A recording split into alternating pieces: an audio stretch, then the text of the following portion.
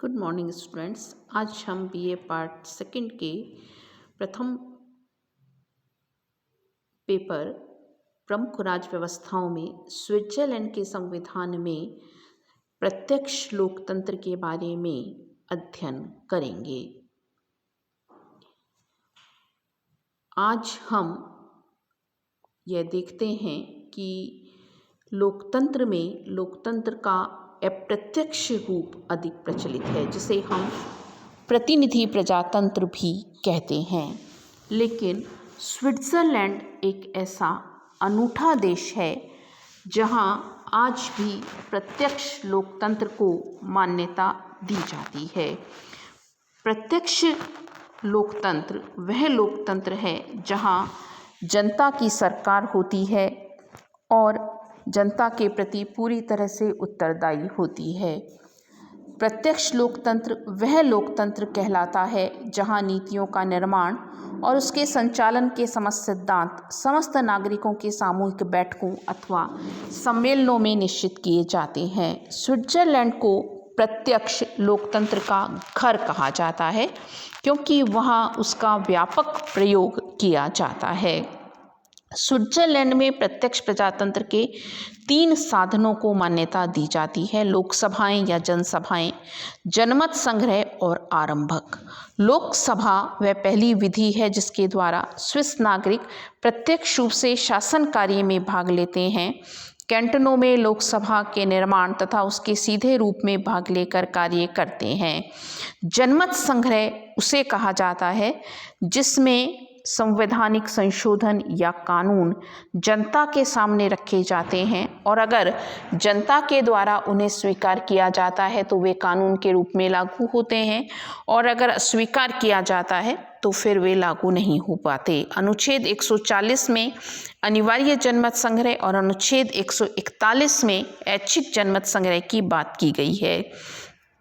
तीसरी विधि है आरंभक। आरंभक वह विधि है जिसके द्वारा स्विस नागरिक अपने प्रत्यक्ष लोकतंत्र के अधिकारों का प्रयोग करते हैं और प्रत्यक्ष रूप से कानूनों के मसविदों को या कानूनों के प्रारूप को प्रस्तुत करते हैं। और अनुच्छेद 138 और अनुच्छेद 139 के द्वारा आरंभक की व्यवस्था की गई है। अब हम केंद्र में किस रूप में प्रत्यक्ष प्रजातंत्र है और कैंटनों में किस रूप में प्रत्यक्ष प्रजातंत्र है, इसको देखेंगे। केंद्र में पहले हम देखेंगे केंद्र में प्रत्यक्ष प्रजातंत्र। केंद्र में केवल प्रत्यक्ष प्रजातंत्र की 2 विधियों को मान्यता दी गई है: जनमत संग्रह और आरंभक।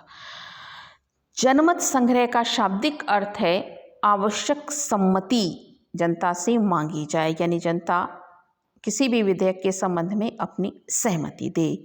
यहाँ पर अनिवार्य और ऐच्छिक जनमत संग्रह की व्यवस्था है।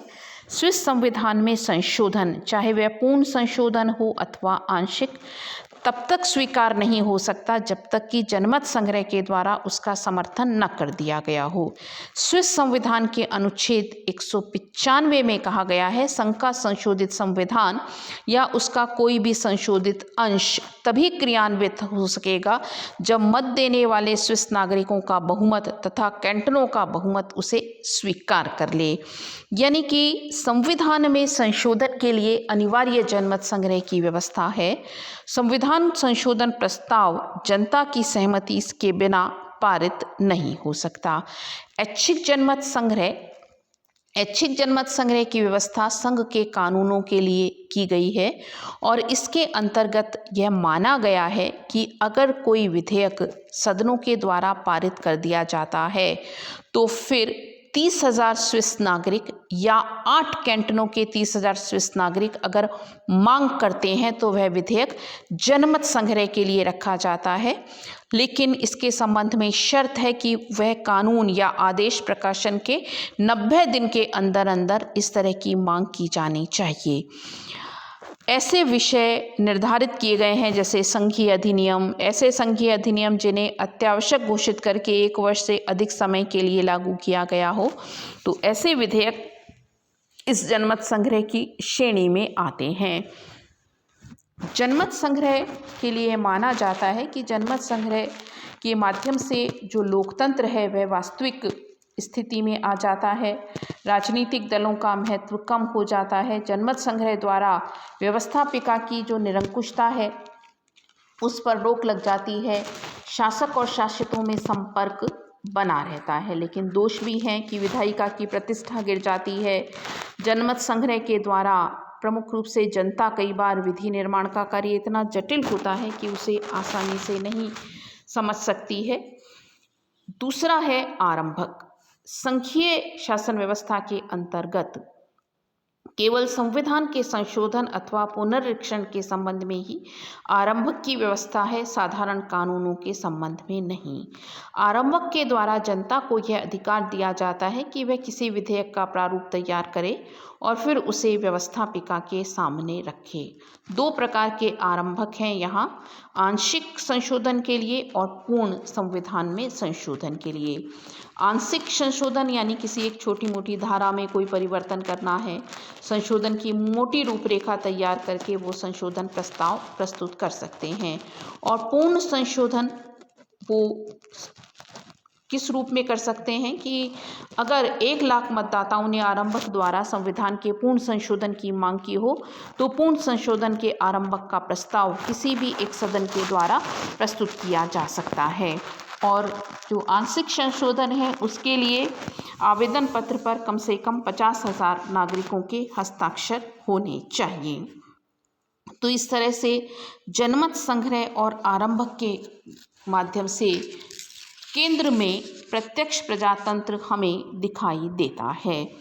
नेक्स्ट है स्विस कैंटनों में प्रत्यक्ष प्रजातंत्र। स्विस कैंटनों में प्रत्यक्ष प्रजातंत्र के तीनों उपकरण मौजूद हैं और ये 3 उपकरण हैं जनसभा, जनमत संग्रह और आरंभक। जनसभा हम किसे कहते हैं? स्थानीय जनसभा में वयस्क नागरिक एकत्र होकर कानून बनाते हैं, विचार विमर्श करते हैं, उसे हम जनसभा कहते हैं। स्विट्जरलैंड के एक पूर्ण कैंटन ग्लेरस और 4 अर्ध कैंटनों में यह जनसभा मौजूद है। इन जनसभाओं का रूप स्वतंत्र नागरिकों की राजनीतिक सभाओं का होता है जो हर साल निर्वाचित अध्यक्ष की अध्यक्षता में खुले रूप में होती है। ये लोग संविधान में संशोधन कर सकते हैं, कानून का निर्माण करते हैं, कर लगाते हैं, नए पदों को स्वीकृति करते हैं। जनसभाओं को एक तरह से लोकतंत्र की प्रत्यक्ष लोकतंत्र की एक महत्वपूर्ण आधार के रूप में मान्यता दी गई है। दूसरा है जनमत संग्रह। सभी कैंटनों में संविधान के संशोधन के लिए अनिवार्य जनमत संग्रह की व्यवस्था की गई है जैसा केंद्र में है, लेकिन 9 कैंटन और 1 अर्ध कैंटन में एक तरह से ऐच्छिक जनमत संग्रह को भी मान्यता दी गई है कि वहाँ अगर जनता एक निश्चित संख्या में मांग करती है तो विधेयक जनमत संग्रह के लिए रखा जाता है। आरंभक। जिनेवा के अतिरिक्त सभी स्विस कैंटनों में संविधान में संशोधन तथा कानून बनवाने के लिए आरंभक है, यानी केवल जिनेवा में संविधान संशोधन के लिए ही आरंभक है। बाकी जिनेवा के अलावा जो कैंटन हैं उनमें कानून निर्माण की प्रक्रिया में भी आरंभक की व्यवस्था है, यानी स्विस जनता कानून निर्माण की रूपरेखा जनता के द्वारा अगर लगता है कि इस विषय पर कानून बनने चाहिए तो उस विषय पर कानून बनाकर सदन के समक्ष प्रस्तुत कर सकती है। इस तरह से स्विट्जरलैंड के केंद्र में प्रत्यक्ष प्रजातंत्र के लिए जनमत संग्रह और आरंभक और स्विस कैंटनों में जनसभा, जनमत संग्रह और आरंभक तीनों को अपनाया गया है। नेक्स्ट है प्रत्यक्ष लोकतंत्र के पक्ष में तर्क। प्रत्यक्ष लोकतंत्र के पक्ष में हम कुछ तर्क दे सकते हैं जो कि इस प्रकार है। प्रत्यक्ष प्रजातंत्र लोकतंत्र का विशुद्ध रूप है, लोकतंत्र का सबसे शुद्ध और श्रेष्ठ रूप प्रत्यक्ष लोकतंत्र है, इसे हम लोकतंत्र के लिए वरदान कहते हैं। दूसरा है सरकार के उत्तरदायित्व में वृद्धि। प्रत्यक्ष लोकतंत्र के कारण सरकार अपने उत्तरदायित्व को अच्छे से वहन करती है क्योंकि वह जानती है कि अगर उसने सही तरीके से अपने कार्य को नहीं किया तो जनता के द्वारा उसे एक तरह से सबक सिखाया जा सकता है या जनता जागरूक होकर आरंभक के माध्यम से या जनमत संग्रह के माध्यम से क्रियाशील रहकर उनके कार्यों को नियंत्रित कर सकती है। राजनीतिक प्रशिक्षण।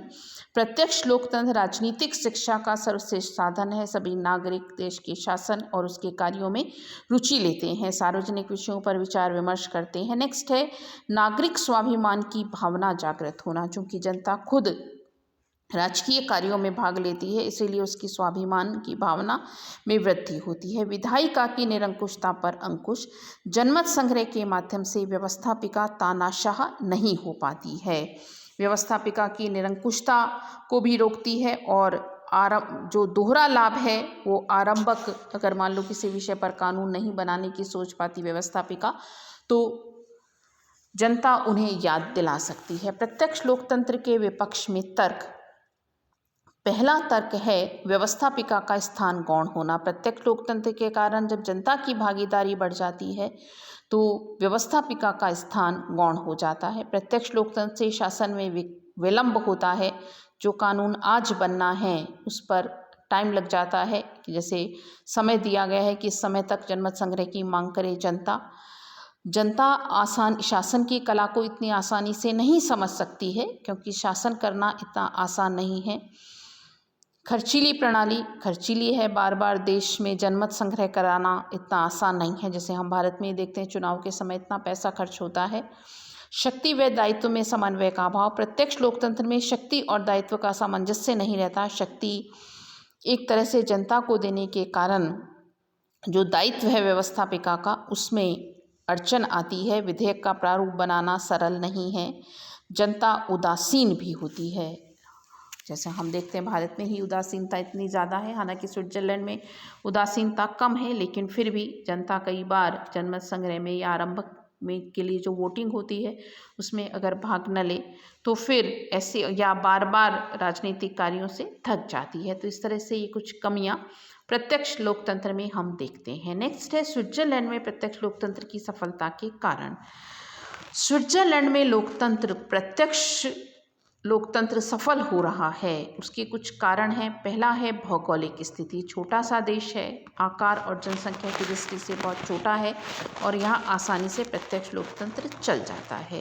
स्विस जनता का चरित्र। स्विस नागरिकों का चरित्र भी इस प्रकार का है कि वो शिक्षित हैं, बुद्धिमान हैं, राजनीतिक स्थिति को समझते हैं, कर्तव्यनिष्ठ हैं और उस जनता के चरित्र के कारण भी प्रत्यक्ष लोकतंत्र सफल हो रहा है। सामाजिक और आर्थिक समानता। यहाँ समानता है, कोई वर्ग भेद, ऊंच नीच इस तरह की स्थिति नहीं है। ज़्यादातर लोग मध्यम वर्ग के हैं, अतः लोकतंत्र धनवानों के धन और निर्धनता की निर्धनता के कारण भ्रष्ट नहीं हो पाता है।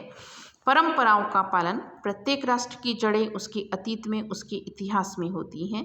स्विट्जरलैंड के लोग भी अपने परंपराओं को मानने में कटिबद्ध हैं और परंपराओं का पालन करते हैं। स्थानीय स्वशासन की परंपरा। यहाँ स्थानीय स्वशासन की इकाइयाँ बहुत सफल हैं और इसलिए भी प्रत्यक्ष प्रजातंत्र यहाँ सफल हो रहा है। शासन की शुद्धता। लोकतंत्र का आधार जन इच्छा होती है। शुद्ध लोकतंत्र शुद्ध जन इच्छा के आधार पर निर्मित होता है और इसीलिए भी यहाँ लोकतंत्र सफल हो रहा है। तो इस तरह से निष्कर्षात्मक रूप में हम कह सकते हैं कि स्विट्जरलैंड की स्थितियाँ इस प्रकार की हैं कि उन स्थितियों के कारण स्विट्जरलैंड प्रत्यक्ष प्रजातंत्र का घर है और स्विट्जरलैंड में प्रत्यक्ष प्रजातंत्र अपनी सफलता की चरम सीमा पर हमें दिखाई देता है। धन्यवाद।